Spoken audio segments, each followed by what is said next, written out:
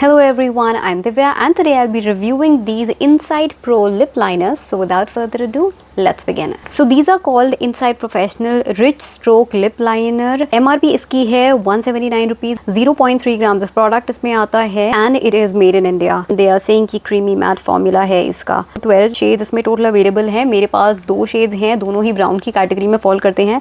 But apart from that आपको यहाँ पे red भी मिल जाएंगे, plums भी मिल जाएंगे, brown में भी और आपको सिलेक्शंस मिल जाएंगे. मतलब मैंने तो थोड़े वो लाइटर वाले ब्राउन्स लिए हैं. इन्होंने मेंशन किया है feather smooth texture, creamy glide that sets matte with zero discomfort. Second चीज इन्होंने कहा है कि long wear formula, resist smudging and fading from morning to night. Okay, काफ़ी बड़ा क्लेम कर दिया उन्होंने. वैसे फॉर्मूला के बारे में अभी हम बात करेंगे, लेकिन शेड्स बता देती हूँ मैंने कौन से लिए हैं. दोनों ही ब्राउन शेड मैंने लिए हैं. एक है शेड 6 लाइट मोका एंड एक है शेड रस्टिक चार्म. और पैकेजिंग इसकी ऐसी आती है, रिट्रैक्टेबल फॉर्म में है ये आईलाइनर्स, तो शार्पनर वगैरह आपको नहीं करना पड़ेगा. और बाहर से ऐसे पैकेजिंग जो है ना इसकी वैसी है, सॉफ्ट मैट पैकेजिंग जो होती है ना, प्लास्टिक वाली नहीं है, शाइनी सी नहीं है, मैट फिनिश है, सॉफ्ट मैट टच इसमें आता है, वो फील इसमें आता है. सो पैकेजिंग वैसे अच्छी ही लगी मुझे. नॉर्मल लिप लाइनर्स से अगर कंपेयर करूँ तो उसके कंपैरिजन में थोड़ी मोटी है ये पैकेजिंग. ठीक है, थोड़े मोटे लगेंगे आपको ये लिप लाइनर्स. देन शेड यहाँ पे देख लेते हैं. ये वाला है शेड रस्टिक चार्म. वैसे मैं स्वॉचेस यहाँ स्क्रीन पे ही इंसर्ट कर दूंगी नेचुरल लाइटिंग में ही, बट स्टिल अभी ऐसे आपको दिखा देती हूँ. तो पिगमेंटेशन आप देख सकते हो, डिसेंट है पिगमेंटेशन एंड क्रीमी है ये फॉर्मूला. ठीक है, तो ड्राई फील नहीं करेगा, आपको ज़्यादा घिसना नहीं पड़ेगा, ग्लाइडी ईजिली ही होते हैं. और ये वाला है shade light mocha. By the way जो रस्टिक चार्म शेड है ना, ये मैंने आज अपने बाउंड्रीज में लगाया हुआ है. ठीक है, तो ये वाला शेड जो है रस्टिक चार्म, ये बाउंड्रीज में लगा हुआ है. मैंने बीच में थोड़ा लिपस्टिक भी लगाई थी, तो मिक्स होके ये फिर ओवरऑल शेड ये आया है. आप देख सकते हो दोनों ही ब्राउन शेड्स हैं, लेकिन अंडरटोन का फर्क है कि जो रस्टिक चार्म शेड है वार्म साइड पे जो होता है ना, वार्म टोन ब्राउन होते हैं, वैसे वाला है. लेकिन ये वाला वार्म नहीं है, ये न्यूट्रल की कैटेगरी में आता है. बट मेरी स्किन टोन के लिए दोनों ही शेड्स मुझे अच्छे लगते हैं. तो depending on the kind of look that I want, मैं फिर स्विच करती रहती हूँ उनके बीच में. और एक बार ना फॉर्मूला को यहाँ पे टेस्ट करके देख लेते हैं कि ये कितना स्मज होता है. और आप यहाँ पे देख सकते हो कि बहुत ही ईजिली स्मज होता है. तो जो इन्होंने क्लेम किया है ना कि ऐसे स्मज नहीं करेगा ये वो क्लेम गलत है. ये ईजिली स्मज हो जाता है.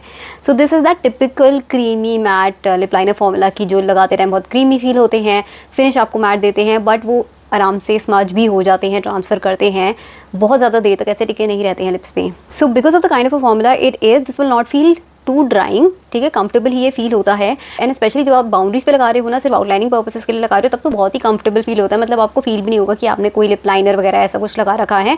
बिल्कुल ड्राइंग फील नहीं होगा. बट आप पूरे लिप्स को फिल इन कर दोगे ना, जो कि मैंने ट्राई किया हुआ है पूरे लिप्स को फिल इन करने का, तो हल्का हल्का सा ड्राई फील होगा, बहुत ही हल्का हल्का सा. क्योंकि यहाँ सेंटर्स पे जैसे होता है ना कि सेंटर्स पे आप ऐसे बार बार रगड़ोगे ये लिप लाइनर को, एंड फॉर्मूला भी मैट है, तो हल्का सा ड्राई फील होने लग जाएगा. एंड ऑल्सो एक चीज़ कि ये ज़्यादा लॉन्ग लास्टिंग नहीं है, स्पेशली जब हम ऐसे सेंटर्स को कंसिडर करें. कि जब मैंने कुछ हल्का फुल्का खाया था तो उसके बाद ये सेंटर्स से फेड हो गया था, मतलब काफ़ी कलर इसका हट गया था. एंड फिर बट वो लिप्स तो नहीं हुए थे उस टाइम पे, बट उस टाइम पे क्या था कि लिप्स की जो पिगमेंटेशन होती है ना, उसके नीचे का जैसा भी कलर होता है वो पीक थ्रू कर रहा था. तो दिख रहा था कि ऊपर का प्रोडक्ट काफ़ी हट चुका है, एंड फिर वो नीचे से लिप्स दिख रहे थे, तो पिगमेंटेशन काफ़ी हल्की हो गई थी उस वजह से. सो if you keep on drinking और ईटिंग समथिंग, तो इसकी पिगमेंटेशन कम होती चली जाएगी. आई नो मार्स के लिप लाइनर बहुत फेमस है, एंड आपके दिमाग में क्वेश्चन आ सकता है कि उसके कंपैरिजन में कैसे हैं.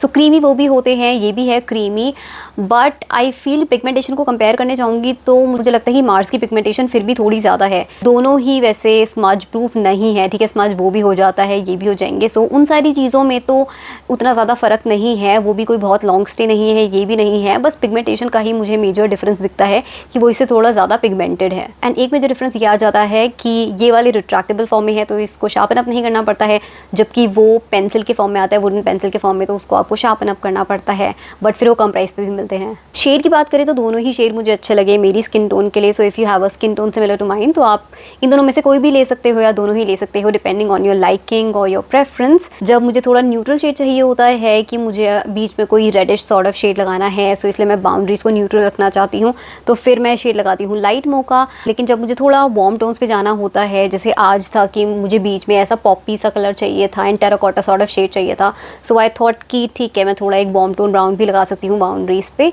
एंड फिर मैंने रस्टिक चार्म लगाया and that is also looking nice. So just depending on the kind of lip combo I want, तो मैं दोनों को ही यूज कर सकती हूँ। एक चीज और, ये स्टिकी फील नहीं होते हैं। ओवरऑल आई विल से कि this is a decent product, so आप चाहो तो ट्राई आउट कर सकते हो अगर आपको कोई स्पेसिफिक शेड बहुत अच्छा लग रहा हो, बट ऐसा कोई मस्ट हैव नहीं है क्योंकि मार्केट में ऑलरेडी ही बहुत सारे लिप लाइनर्स अवेलेबल हैं, उनसे ड्रास्टिकली डिफरेंट ये नहीं है। मैंने तो क्योंकि ऑलरेडी ये ले ही लिया है एंड शेड्स भी मुझे अपनी स्किन टोन के लिए सूटेबल लग रहे हैं, तो मैं तो कंटिन्यू करूंगी इनको यूज करना, but rest is up to you.